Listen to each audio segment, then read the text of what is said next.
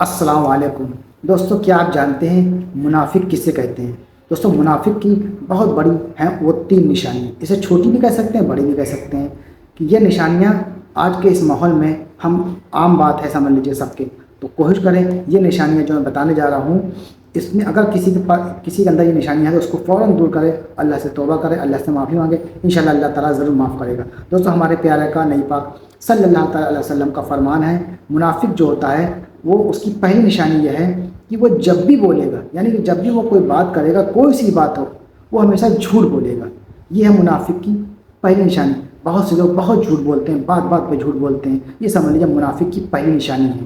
منافق کی دوسری کیا نشانی ہے دوستو؟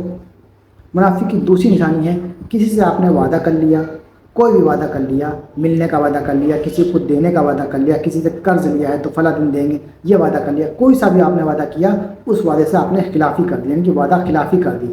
جو آپ نے بات بولی تھی ٹائم سے وہ کام نہیں کیا، اسے کہتے ہیں وعدہ خلافی۔ تو یہ منافق کی دوسری نشانی۔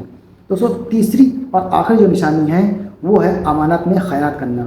کسی نے بھی آپ کے پاس اپنی امانت رکھائی ہو، کچھ بھی رکھائی ہو، کوئی بھی چیز ہو، اس کو آپ نے امانت میں خیانت کر دیا، یعنی کہ اپنی نیت خراب کر دی، اس کا مال چوری کر لیا، پوری اس طرح سے کر لیا، تو یہ منافق کی تین نشانیاں ہیں جو ہمارے پیارے کا نبی پاک صلی اللہ تعالیٰ وسلم نے فرمانا ہے کہ یہ تین نشانیاں جو ہیں وہ منافق کی ہیں۔ اور آج جس دور میں ہم لوگ جی رہے ہیں، جس ماحول میں ہم لوگ جی رہے ہیں، لوگ بات بات پہ جھوٹ بولتے ہیں، بات بات پہ جھوٹ بولتے ہیں، بلا وجہ جھوٹ بولتے ہیں، چاہے تو ہنسی مذاق میں بھی جھوٹ بول دیتے ہیں، تو یہ بالکل نہ کریں، کیونکہ یہ منافق کی نشانی ہے بات بات پہ جھوٹ بولنا۔